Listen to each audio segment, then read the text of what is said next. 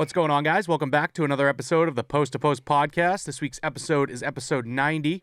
With me, as always, my co-host Matt Small. What you been up to this week, buddy? Work. Just Back the to usual? work.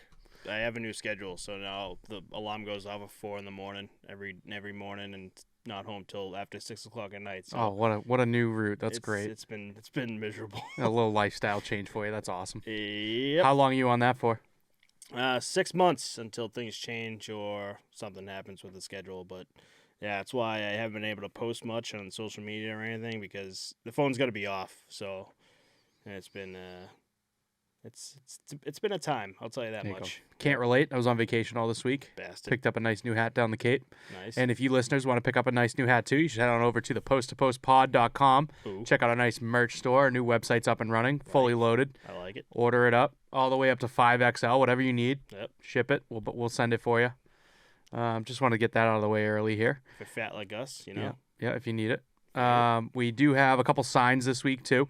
Eric Stahl signed a 1-year, $750K deal, league minimum, with the Florida Panthers. Good to see. Yeah. And goalie Dan Vladar signed a 2-year extension with the Calgary Flames worth $4.4 million, which is a $2.2 million AAV. I like seeing this Eric Stahl thing, man. He's been kind of bounced around, trying to stay in the league, couldn't.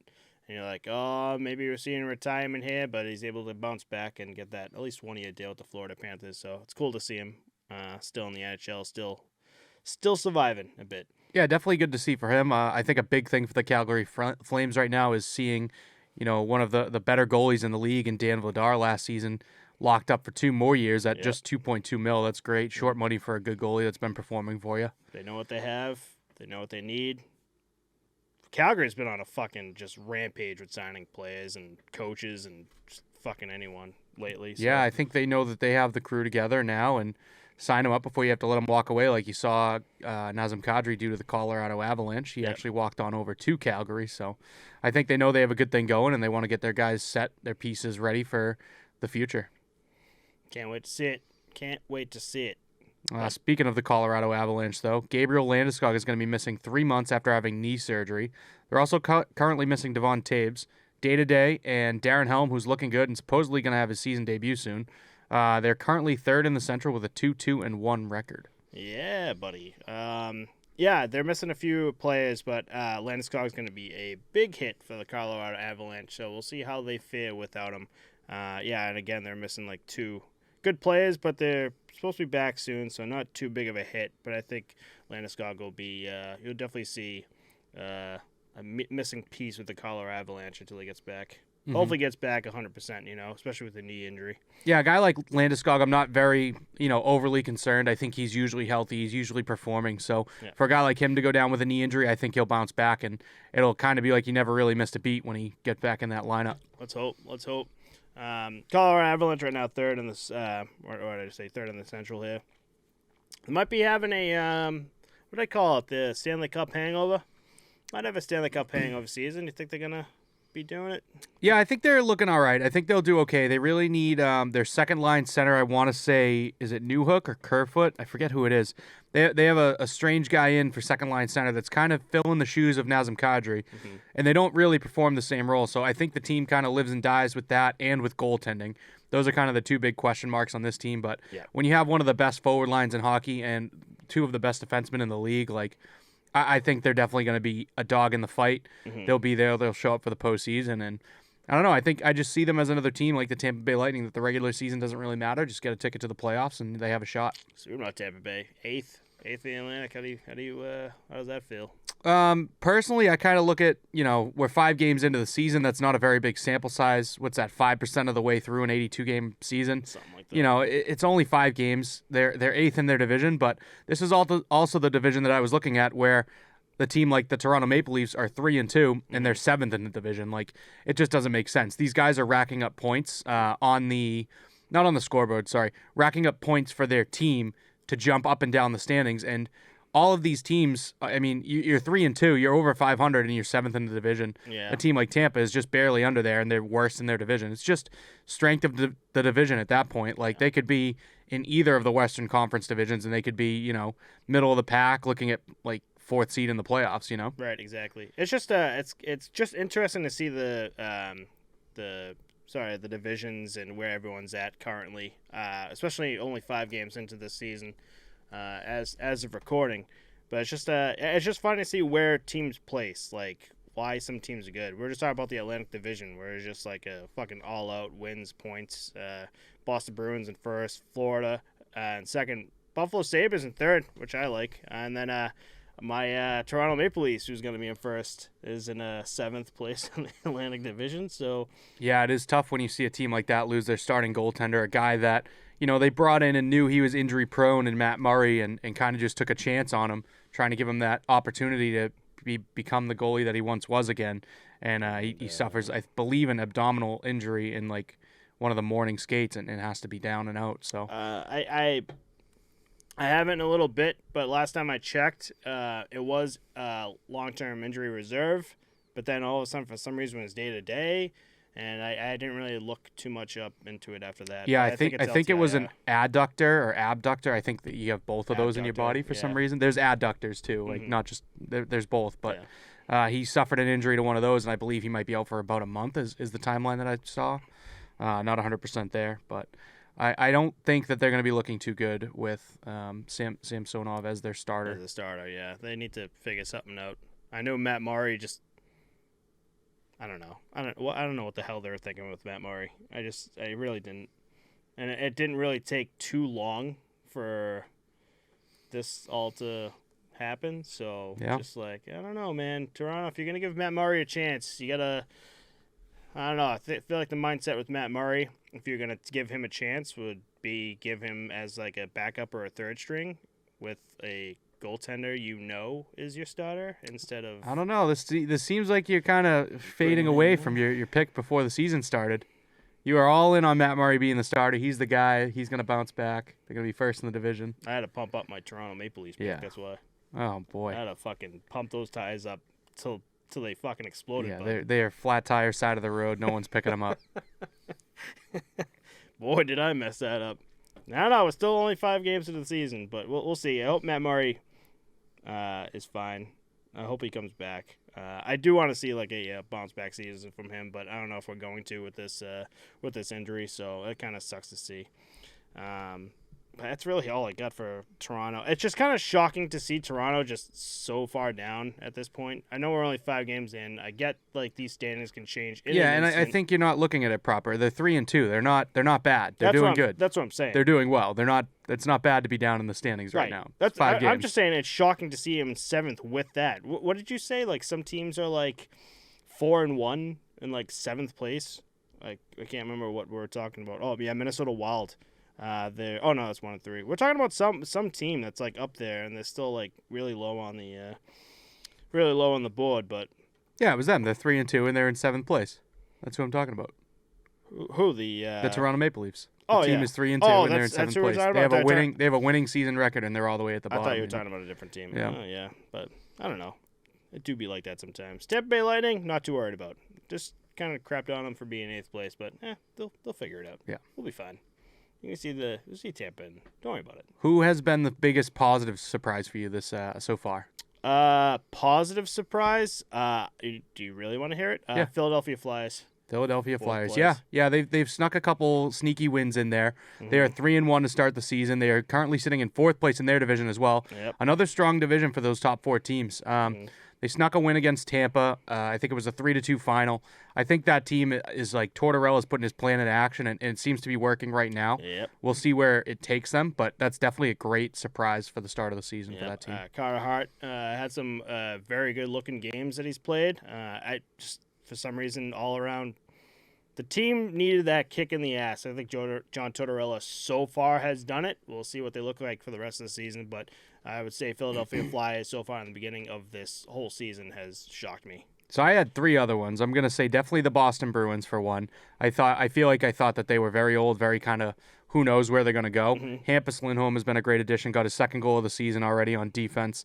The power play opportunity of Hall, Krejci, Bergeron, and Pasternak on a line, that's kind of insane to me. Mm-hmm. And then they're, like you said, they're fighting through injury. So if they're 5-1 first in their division right now, they can keep squeaking out points and just survive until those guys come back. They're going to be a threat, I think. Oh, Number 2 was the Dallas Stars. I have no idea of knowing which way this team was going to go. They needed more production from the top stars on their team. Yep. Sagan's been stepping up big time. Yep. And I just think all around they've been putting the puck in the net a lot more than last season. 15 goals for, 6 goals against right now. Jake Ottinger, being the guy that he is. Mm-hmm. And then the third team I wanted to touch on, the Vegas Golden Knights. Logan Thompson. Team is 4-1, top of their division as well. Did not expect that out of the gates. Mm-hmm. There is early talk of Logan Thompson being the Rookie of the Year, but I think it's very hard for a goalie to end up winning that award. 5 games into the season, though, he's the only rookie that's really getting that much of a spotlight. Slavkovsky, I believe, just put his first goal in the back of the net. The top 10 to look at, I'm going to just go down a few of them. Matty Beniers, Mason McTavish, Owen Power, Jake Sanderson on Ottawa, Logan Thompson's number 5 here, Kent Johnson on the Blue Jackets, Slavkovsky with the Montreal Canadiens, Cole Perfetti with the Jets, Alexander Holtz with the Devils, Dylan Holloway with the Oilers. Those bottom 3 kind of fall off a little bit, but like I said, I think the main storyline right now in the league is Logan Thompson with the Golden Knights. Yeah. Don't you think that's insane what he's single-handedly done for that team? He's coming in and really helping the Vegas Golden Knights out with missing Robin Lehner there. I think there's a lot of time to go, but just the impact that he's had this early in the season, like he's in the lead for it right now, I think. Oh, yeah. Mm-hmm. What's your take on the Minnesota Wild here as we're talking about goalies? Because Marc-Andre Fleury was booed the other night by his own Minnesota Wild fans, and he did come out and say, if I was in the stands too, I'd be booing me as well. He's been having a rough beginning of the season. I think it's 18 goals allowed in 4 games. Not looking good for Marc-Andre Fleury or the Minnesota Wild here, and it's kind of shocking to see them kind of shit the bed this early in the season. But yeah, 1-3-1 to start the season off. Definitely goaltending is their biggest issue right now. I think Marc-Andre Fleury is not performing like his old self. I feel like he's a little bit older, a little bit, I don't want to say washed up, but he's close, and now he's going to bounce back and get all these wins and shove that right down my throat. But I think the team is kind of screwed after the Parise buyout, and there's one other player that they bought out. I forget who it was off the top of my head, but I think their salary cap locked up right now. They have a lot of young guys that are looking to pop off. They've been one of those teams that just makes the playoffs, gets in, kind of falls off, but they're always relevant. Yep. And I just think that this is the year that it's going to start to hurt, having that salary cap space locked up and having all these young guys. Like they are like the iconic rebuild team that no one really says is rebuilding. Mm-hmm. You know what I mean? Right. Like there's definitely pieces missing, but no one says they're a rebuild team. They're in a rebuild, yeah. Right. It's just, yeah, you're right, exactly. It's just missing pieces. But I'm looking at like Matt Boldy and is it Marco Rossi to have pop-off seasons this year. Kirill Kaprizov's going to do his thing, no question about it. But those 3 young guys really need to start driving the bus. They lost a few pieces in the offseason. Kevin Fiala for one, and he's kind of doing pretty well with LA. But yeah, that's kind of how I feel there. I do think that goaltending is their main concern. Yeah, I like I was talking to you earlier about Caitlin Addison here too. He's been leading rookies just in points in general. He's got 6 to start the season. 6. He's also leading not even just rookies, but in the NHL just in general. He's been tied with a bunch of guys here, including like David Pastrnak, Matt Zuccarello, tied for 3rd in the league for just points in general. So be on the lookout for this dude. He's coming up. This will be his 3rd season with the Minnesota Wild. The first season was like almost a full. The second, which was last season, was he played 15 games maybe. So this season might be another full season for him. But be on the lookout for him. He's really coming up here as a rookie. So the fact that his name's been popping up a lot might be a good thing for the Minnesota Wild. Like a new face, new young guy. Yeah, another addition. Another addition. Yep. Another guy that actually got booed this week too, I want to touch on, is Lindy Ruff, the head coach of the New Jersey Devils. Team is currently 3-2, not doing too shabby. They're 5th in their division. I don't really understand why he was being booed. I think that the team is another team just like the Wild. People like almost like the opposite end of the Wild, right? Like everyone kind of says that the Devils are rebuilding, but you're not seeing any progress. Like it's just here's our young prospects, here's, pieces around it. We don't have great goaltending. Like this team, like they need something to get them over the hump and to get them to where the Minnesota Wild stand. Like I think Jack Hughes is comparable to a Kirill Kaprizov. But from there, like I don't know what the Devils need to get over this hump. I just wanted to bring this up because I don't understand why he should be booed. Yeah. I don't. Like as a I'm not 3-2 sure. record to start the season, yeah, they probably got off to a slow start, but I just That doesn't make sense to me at all. yeah. There's something going on that the New Jersey Devils fans know for some reason. Like maybe Maybe they're just fed up. I mean, the Miles Wood quote to start the season was really bad. Him saying that the team is bad and like I'm sick of losing. Like this sucks. I need to be the guy to get the team going. Like it was just really weird for him to say that after one game to start the season off. Like yeah, and yeah, I think that's the right. I forgot spotlight about on that was pretty bad. And I think whenever something like that comes out, the fans amplify it even more. So maybe that's what it is. Maybe it's an overreaction by the fans and by the media. Who But said that again? Sorry, Miles Wood. Miles Wood. Yeah. It's kind of weird. I'm looking at just kind of looking at stats here for just so far in the beginning of the season. And Jesper Bratt from the Devils here leads the league in assists with 8 so far. So I don't know. Maybe there's like a something going on with the New Jersey Devils here. Maybe like a fire in the ass with some of these guys, Miles Wood, Jesper Bratt, to really get shit done here. I don't know. I don't know. Yeah, but that shocked the shit out of me. I thought that was like an old post you sent me from like last season, and It was then I literally looking like at a it, I game was into like, the season. Like the first game, he goes, "Dude, I'm sick of being on a shit team." Like, what do you mean? Like, this is Yeah. the first game here. Definitely weird to see it. Like it didn't seem like it was a prompted question, and it was just weird to see him bust that out one game into the season. That's like I don't know, we just lost a 6-game series in the playoffs kind of quote, you know? Yeah. That's what I read that as. Kind of weird. That was weird. Interesting.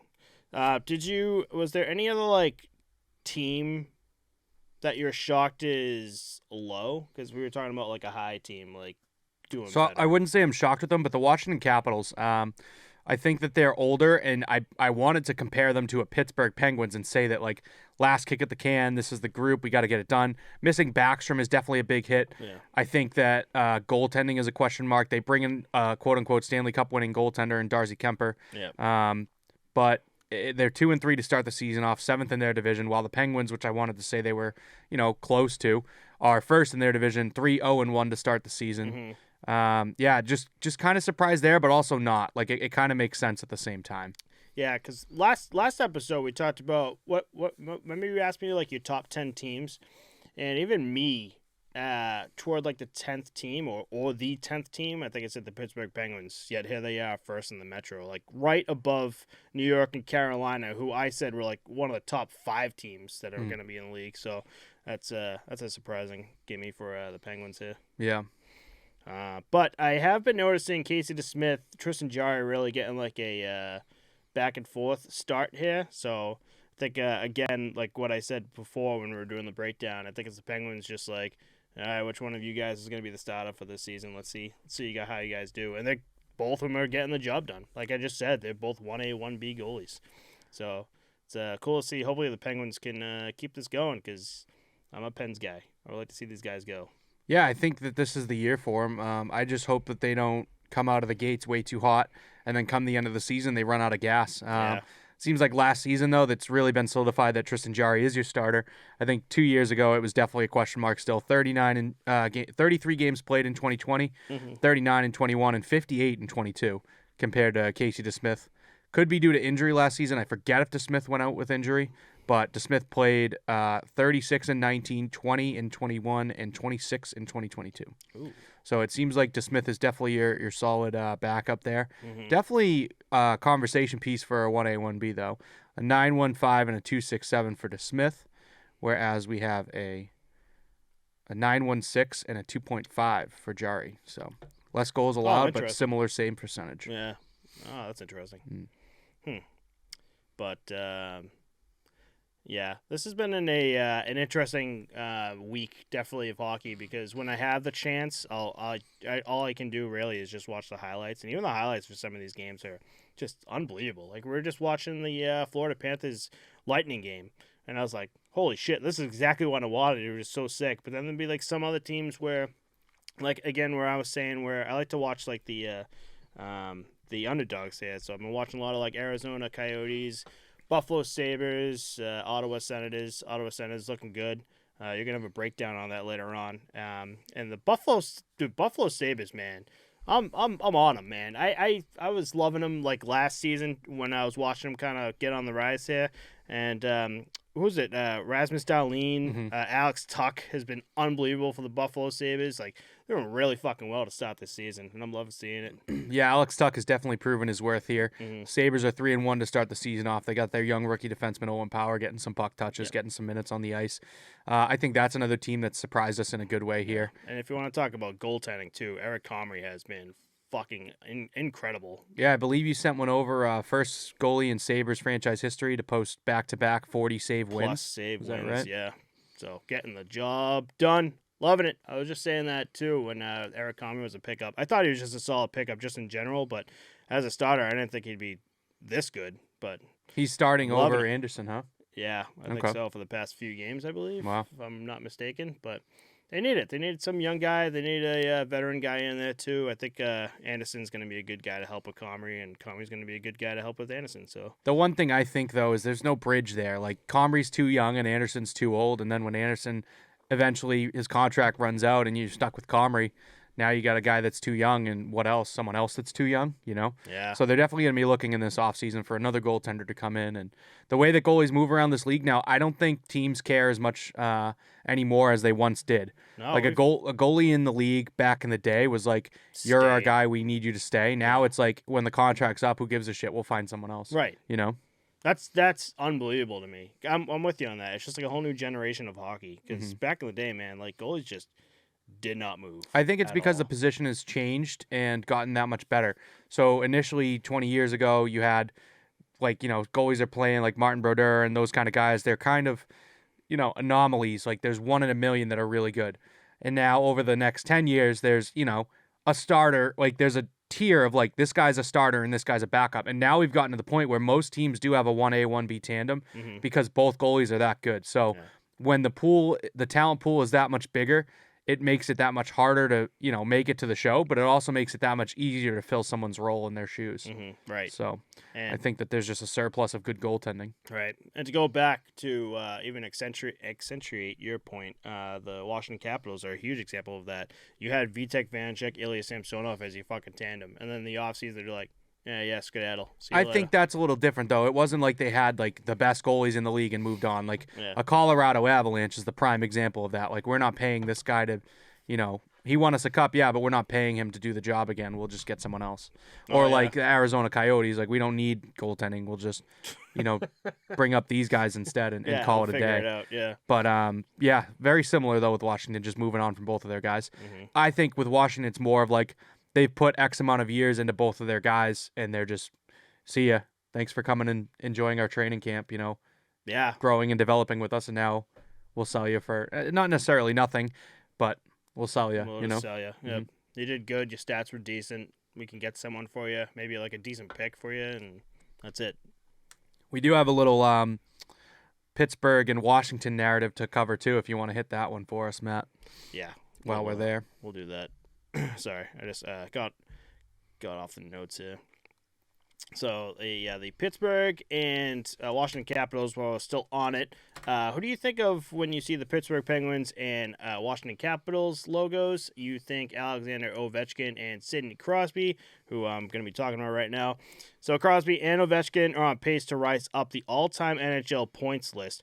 Crosby currently has 1,416 points for 19th best, and Ovechkin has 1,415 for 20th best. And I want to say that Crosby recently overpassed him with potentially a 4-point game, because I thought I saw Ovi at 14-15 and Sid at 14-11. I think he racked up the points in that Arizona game. Right. These guys are just neck and neck to begin with.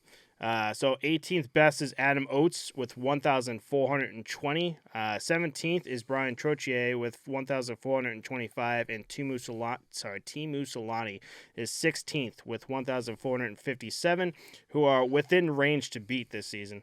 So far, Crosby has 7 points in 4 games, and Ovechkin has 5 points in 5 games. So these guys are just gonna rise up. But there's one more guy above Teemu Solani.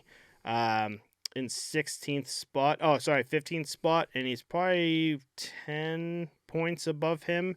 And then there's a massive gap after that. It goes from like, I can't remember what it was. So we'll say Teemu Solani's got 1,457. The next guy I think has 1,470, I think. And the next gap is 1,540. It's like there's just a huge gap after that. So that's why I kind of just put these down because these are within range for Crosby and Ovechkin to just climb up that ladder. I think Ovechkin really has a big goal for himself to crack that goal mark that he's going for too, to beat Gretzky's record. Yeah, So it's not even points for Ovechkin right now. It's just goals trying to raise that up, and he can fucking do it. yeah, and I think that you see a lot of guys start to model their game after Ovechkin, especially a guy like Steven Stamkos, who we saw racking up points from his one-timer spot. Stamkos definitely more active with his feet and moving around on the ice, but we do see him set up right on that left side, right-handed shot. Right above the top of the circle and rip it. It's working. Yeah. I was just telling you, too. Steven Stamkos currently right now is league leading in goals with 7. Mm-hmm. And when you watch all like the replays or just like his goals just in general, he's in the Ovi spot. He's a little lower than where Ovi is, but he's in that spot just kind of hanging out. And that's where he's been scoring a bunch of his goals. So, I don't know. Stamkos is a sleeper as of late. Like, because I feel like we always talk about these top guys. Like, Crosby not so much, but like Ovechkin, who would we say, like Kale McCarr. Yeah, and I think when you look at the Tampa Bay Lightning roster, he's kind of fallen to the wayside of when you think of Tampa Bay, who do you name first? It's Vasilevsky, number 1, Kucherov. Hedman and Kucherov, 2 and 3. Yeah. And then probably Stamkos, at that point. So it's not in a bad way. It's just the team is that good that there's guys around him that you're not naming the Alex Ovechkin of this team. You're naming him the whole fourth, team. Yeah, you're naming other guys ahead of him. Right. So it's cool to see. Like, we're going to be seeing, like, a bunch of, like, especially this season just in general, you're going to see a bunch of, what am I trying to say here? Like, new NHL marks, and all-time leader marks. That's what I want to say. Mm-hmm. No, what's funny, and I did not write this down at all, and I don't know why the hell I'm even bringing it up, because I totally forgot who the fuck it was. You know what? Let me just skip it. There's a player that who got on this list this week. But he's got 900 points, and I'm like, I'm curious why the hell is even news. I'm just like, maybe he's just like brand new, and for some reason like fucking straight up there. But he came into the NHL like a year after Sidney Crosby and Ovechkin. Yeah, 900 points is a pretty big mark to hit. That's probably why they're talking about it. It's pretty big. Mm-hmm. But shit, that's gonna hit me. We're gonna be doing our nips. I'm just gonna throw the nip down and be like, I know who I'm talking about. Be like, what? But with that said, our buddy Chris has the, for all the Ottawa Senators fans out there, he's got the Ottawa and Toronto breakdown, one of the 3 games that he was supposed to watch this current season. Yeah, and I did sit through and watch this whole game. I thought it was a good game, a good matchup. Kind of interesting to see. This is I believe, was it a Saturday night, 10:15? Yeah, Saturday night game last week, October 15th, for you guys that want to check it out and watch along with me as I go over it here. One little side note that I noticed too, that I didn't really notice earlier. Excuse me. Cam Talbot was placed on the IR Monday, October 3rd with a rib injury. He's not expected to return until at least early November. He was injured during training camp, which is why Ottawa ended up picking up Magnus Hellberg off of the waivers from Seattle. And Forsberg has been deemed the starter until Talbot's return.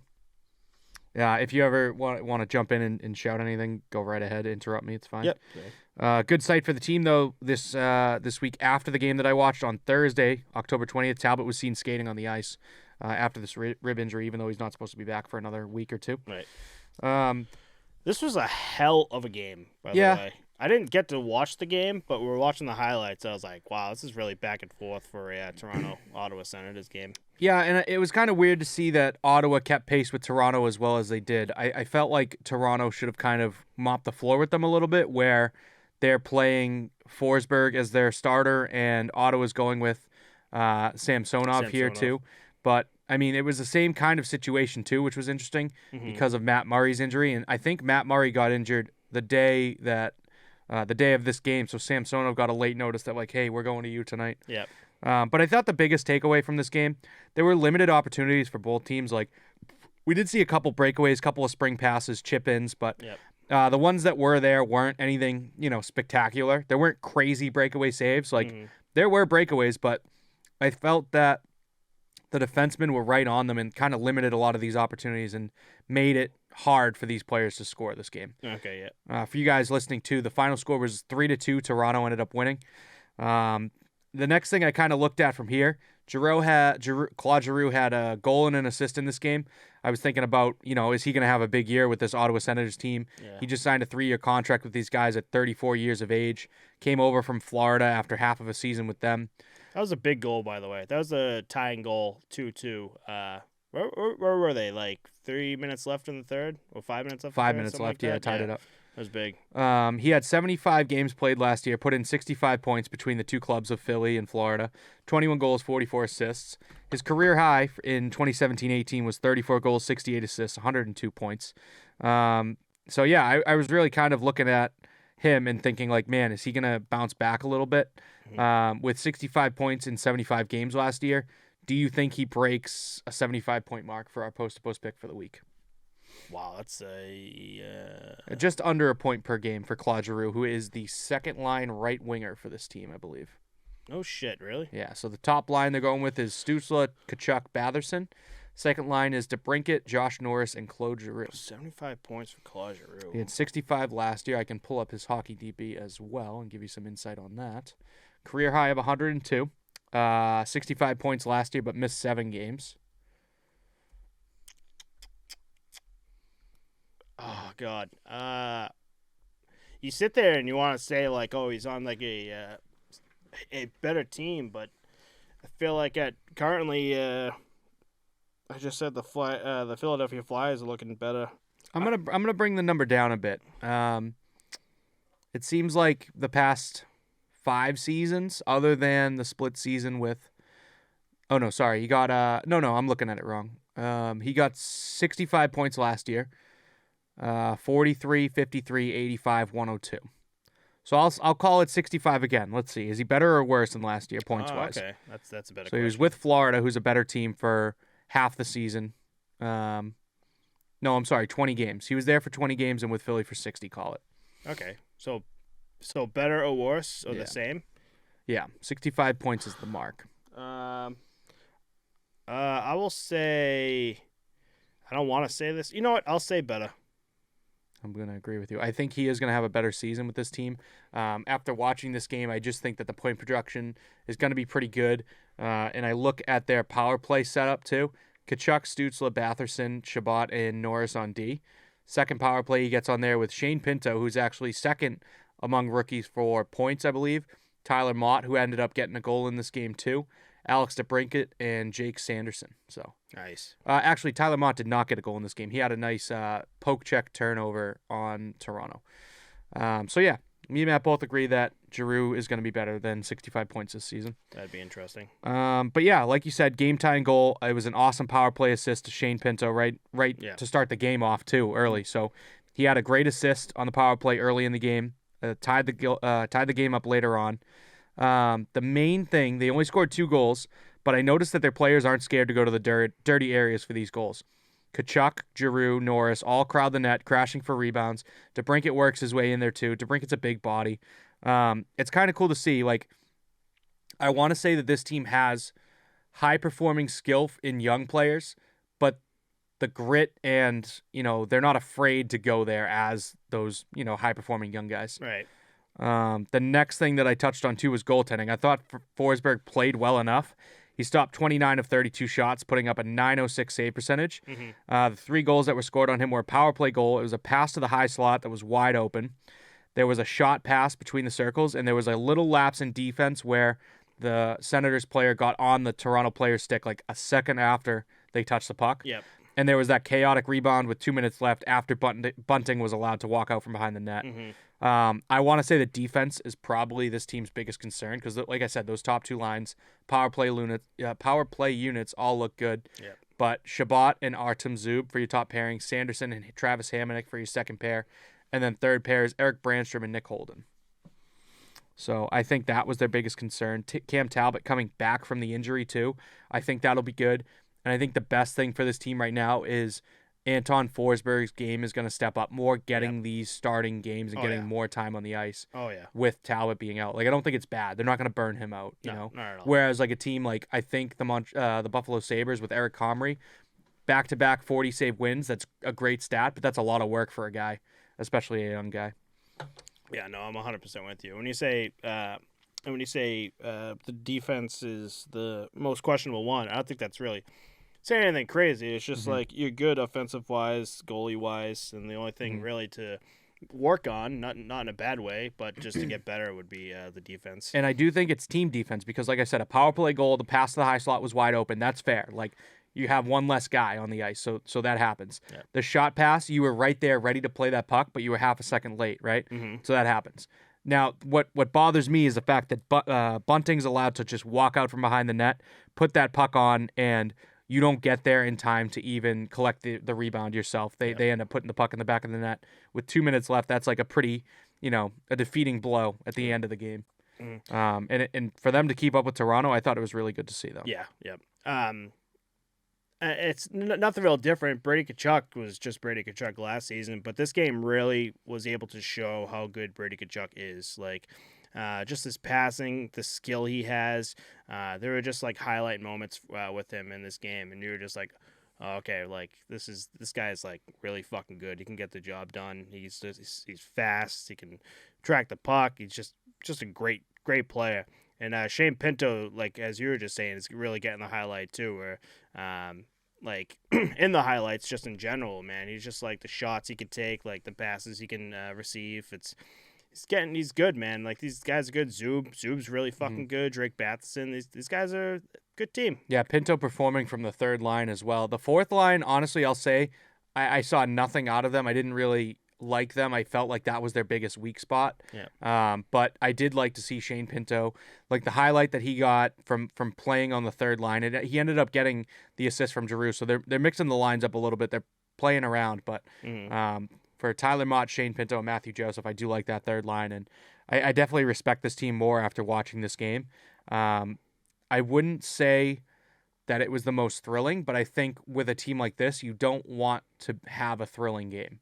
You need to have a very, fundamentally sound game in terms of like, let's grow and develop these guys, and let's not be the ones that are, lighting up Sportsnet with some crazy shit. You know? That's exactly what I like when I watch these games. Like I like, again, when I watch like the Buffalo Sabres, Arizona Coyotes, I'm not looking for them to win. I'm just looking for like the guys who are stepping up here, the guys who are making a difference, the plays that some players can make. You start to notice with these teams too, like there'll be like one of these players, there'll be like a player on the team, like unbelievable. Like we'll say Brady Tkachuk is, and he's paired with like a group of guys who are just not up to his level, and it's hurting him and like the team just in general. And you see it a bit with like these teams, and you're just like, oh god, they need to figure out these fucking lines. They need to do something. And the good thing with this is I don't think that that's just a point, but that's not about this team. No, not at all. There was an awesome play twice, I believe, 2 opportunities. I don't think Tkachuk ends up scoring, but maybe we ended up watching highlights of the 6-2 win over Arizona. But Shabbat on the blue line passed it to Batherson, and Batherson, like, tic-tac goal. Yeah, it was. It must have been Arizona because it was tic-tac goal. Batherson backdoor, found Tkachuk and just wide open net. And it was like he knew that he would be there. Later in the game, same play. It doesn't end up working. But the fact that Batherson knows exactly where Tkachuk's going to be on the ice at that point in time shows that like this line's working and clicking. Right. That's like who were we just watching? We're watching the Florida Panthers and Tampa Bay Lightning. Both teams, man. Like these players they know where each other are at all times. Like no look backhand. They're just like, I know exactly where this fucking dude is, and they definitely practice it and be like, hey, like if I'm against the boards, just like know that I'm gonna pass it like right in the center. Just be there waiting for it, and these guys are just right there. Like the what's what I'm looking for, the connection between the both of them is just perfect. Teamwork. Exactly. But yeah, that's all I have on this one. I got another game to watch for you guys on October 27th. So we'll be recording next week on that date. So I'll have to rewatch the highlights. I'm going to be flying down to Florida to check out a college football game the next day. So we're recording on a different day than usual. But I will have another breakdown for you guys. Not next week, but the week after. Must be nice to be this guy, huh? My alarm goes off at 4 a.m. every morning, and here he is just like, oh, well, we got to record a day early because I got to go down to Florida to check out a college football game. Yeah. Must be fucking nice, yeah. Huh? Wish I could live your life. You can, buddy. Come work for my company. I will. Come check it out. I'm about to quit. And we're hiring. Like everyone else in the fucking world, we're hiring. Oh, Can you hire me now, please? Yeah, come on over. Nice little 9 to 5 gig. I'll take that. That is good. Monday through Friday. That'd be beautiful. Oh, that's right. The next thing on our list. I do want to put up some photos for this so we can look at it. Do you have it up at all? Oh, you're just gonna write it down. I got my notes. I'm good to go. All right, cool. So we talked about this a good 6-7 episodes before. How the NHL was gonna bring back the new reverse retro jerseys, and they dropped this week. And I almost immediately texted Chris. I'm like, hey, do you want to go to the bank and just like withdraw like a something so we can like buy 95% of these jerseys? Because holy shit, were they sick. There was like 4-5 of them that I'm like, meh. But like the rest of them are just like, oh my God, we need to keep that in our collection. So the point that I have about that too is there were 4 or 5 that you say are meh, but last time when they released these, the first time around, there were 4 or 5 that were like, these are fucking terrible. Remember? Yeah. How bad some of them were? Sorry. I just want to get to the... God, no. It's too quiet right now. I just wanted to get to the... It was on our notes here, too. Oh, here we go. All right, I got it. All right, so if you're ready, I have all the jerseys up, and I do want to say we're not going to go through all of them, or at least I don't think so, but I do want to say what I love and what I hate, and I'll start off with what I hate so far, and I don't know if anyone's going to join me in with this one, but they had the Seals logo for the San Jose Sharks, and that is just a brutal thing to look at. Do you agree with me on that? No. Why do you think it's brutal? Oh my God, it's just disgusting. It is just. It's called a reverse retro for a reason. You need to pay homage to the past teams that you once were. Yeah, and I think they do a great job of executing exactly what a reverse retro is supposed to be. You can hate the California Golden Seals logo, but you have to respect the fact that like they did what they needed to do with this job. Yeah. I just don't like the design. I get it almost looks like Seals, the but... San Diego Chargers, the teal and yellow. But I don't know. I thought that was one of the better ones. I thought they did a really good job of actually doing something. Whereas a team like, I don't know, Detroit kind of just did exactly what Chicago did and changed, a stripe. Yeah. Like the jerseys just look exactly the same. I thought San Jose's was out there. It was different. It paid homage to an old team. And I think that we're going to have to expect to see some white skates on the ice like Sharks, the Golden Seals did back in the day when they knocked these out. Do you know why they did that? I don't. So the owner owned the baseball team in the MLB, the Anaheim Angels, the Angels, I think. So he owned that team, and then the California Golden Seals. He goes, I want you guys to be a baseball team. That's why he ordered the white skates.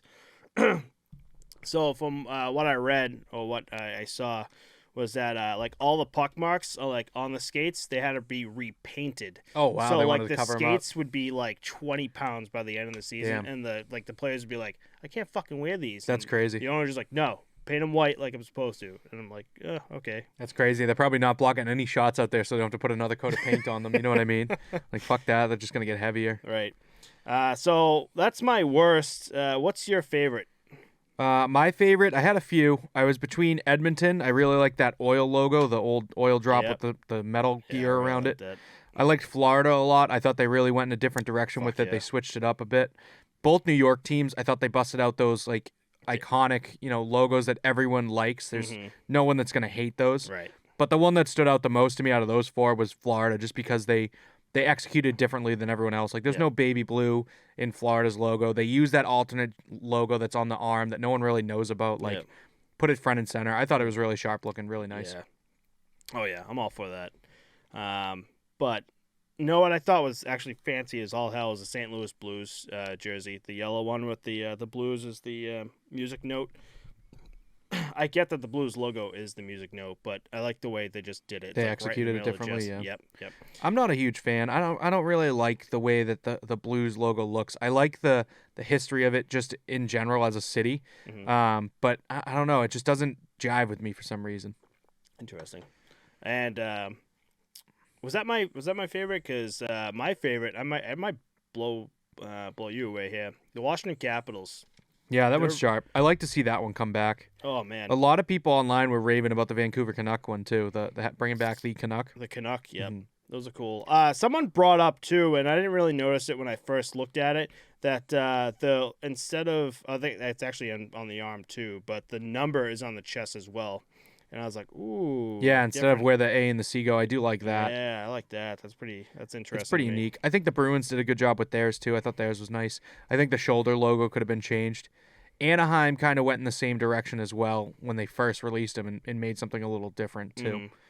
A lot of people liked Colorado. I don't really like that alternate logo too much. Anything with the Mighty Ducks logo though for Anaheim Ducks is gonna look sick. I think they should they kept the new team colors. Like if they went with the old school like teal like they did last time, I think that could have been a lot better there. Yeah, right. My least favorite though was Tampa Bay.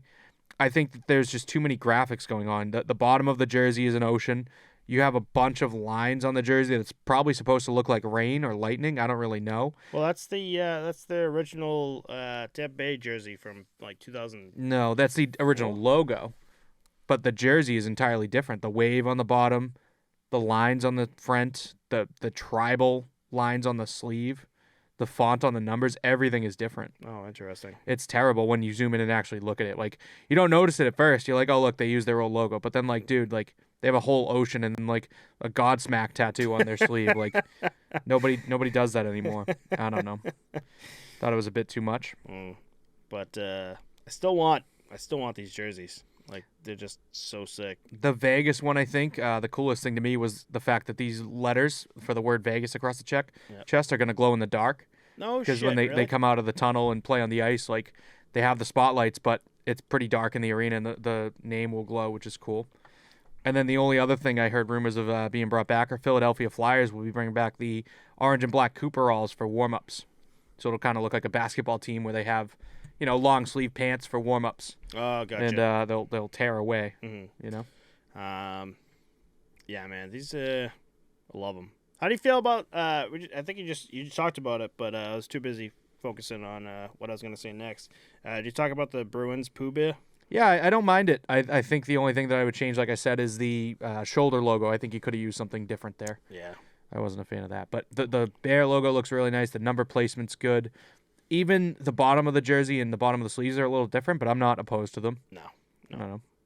There's nothing like that slaps you in the face like, holy shit, this doesn't fit. You know what I mean? Yeah. Like last time when they did them, I think everyone kind of had their own way with it, and this time there was a little bit more format to it, you know? Right. I'm trying to think of one that I fucking hated. Or just The Ducks one was the one that we both talked about because it had the full duck busting out of the ice on the chest. That was the worst right. one. I hated that one. You didn't like the Kachina that they did too. I forget which one it was, but I think it had like desert, like cactus and stuff.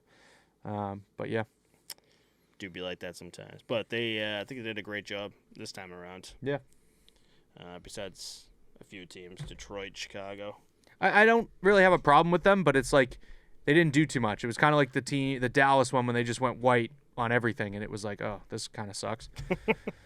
But moving on from Jersey talk here, I did have one last thing to touch on in the OHL. So before you get to that, yeah. I found out who I was talking about. Remember we were talking about Jesus Christ. Ovechkin and no one cares. They probably looked it up by now. We probably should have just put it like in font down there. All right. Well, it's John Tavares who didn't look it up. John Tavares, 900 points in 953 games played. Okay. That's interesting. Oh, yeah, sure is. 15 minutes ago, maybe. The OHL, there's a player, Michael Misa, or Misa, I don't know how to say his last name. He's 15 years old. He's played 6 games in the league, and he's played 9 games in this league, and he has 6 goals and 12 points. He's 15, like I said, in a league that typically only allows 16 to 21-year-olds, and the only other 15-year-olds to play in the OHL are McDavid, Tavares, Ekblad, Shane Wright, and Sean Day. This is all per Hockey Collective. I didn't fact-check any of it, but those guys over there are usually pretty good. I thought this was cool to see. Yeah. So we could have another Connor Bedard on our hands here. Ooh. Go ahead. There's a bunch of players like Connor Bedard. Like when you go into the OHL and really look at like the stats in the OHL and all these who else am I thinking? OHL, ECHL. You're just like, holy shit! I don't know. I think you think that, but like, there's not. There's a reason that teams are tanking for Bedard. Like, just because a guy has similar stats doesn't mean that there's a guy like him. Like the guy with similar stats could be on a team like Edmonton where McDavid and Draisaitl are just feeding each other the puck.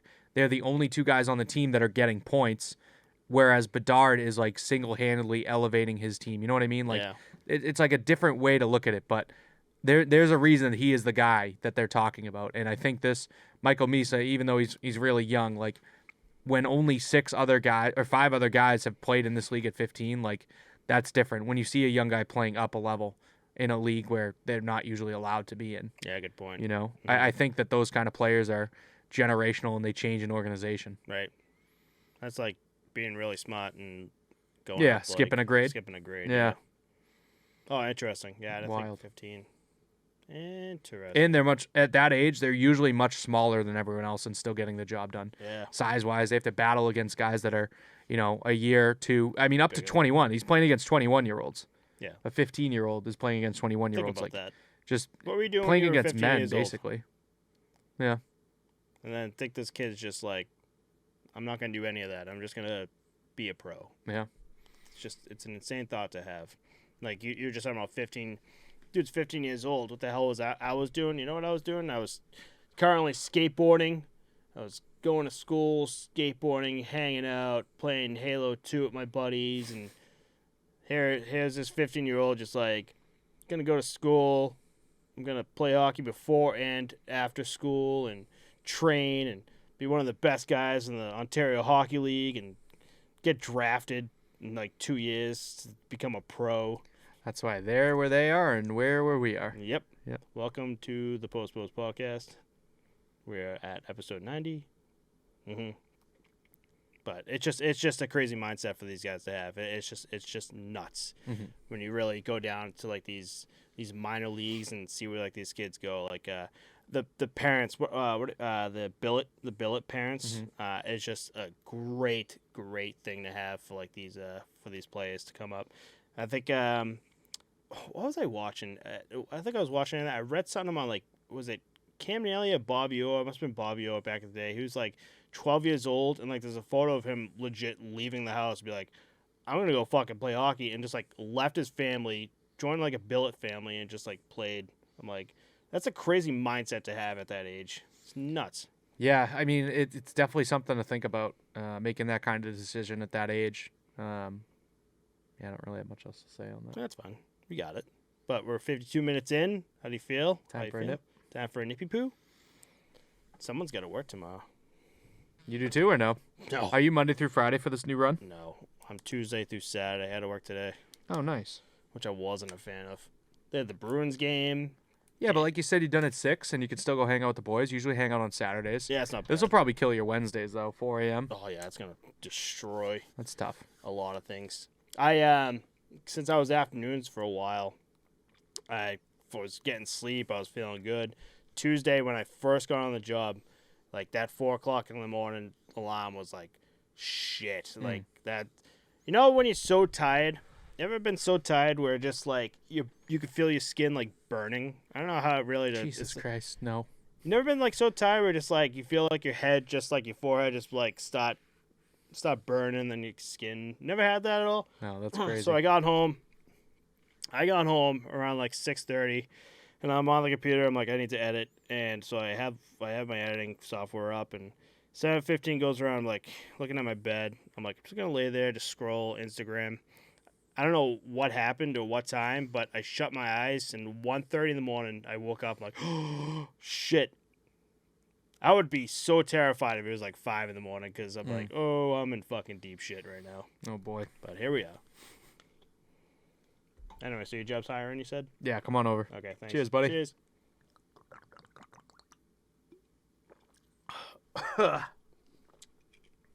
No.